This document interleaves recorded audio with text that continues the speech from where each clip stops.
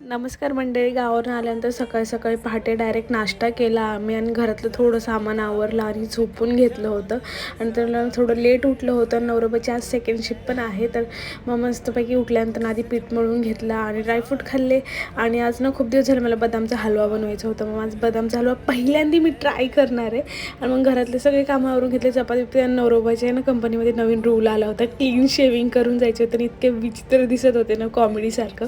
नंतर आम्ही जेवण करून घेतलं आणि बदामचा हलवा पण खूप टेस्टी झाला होता. आणि सोलकढी पण मी पहिल्यांदाच घरी बनवली होते. नारळ होते घरामध्ये, तर सोलकढी बनवली होती. एकदम मस्तपैकी थंड पडलं होतं पोट. आणि नवरोबा गेले होते कामाला. त्यानंतर हेअर कटिंगला एक कस्टमर आलं होतं. सहसा मी घेत नाही आता सध्या तरी काहीच पार्लरचं काम, आणि इथे पण एवढं काही चालत नाही आहे म्हणून एवढं काही जास्त लोड घेत नाही. आणि नंतर 5 वाजता मस्तपैकी साई टाकून चहा प्यायची इच्छा झाली होती, तर ते पिली आणि रात्री जेवण करून झोपून घेतलं. बाई.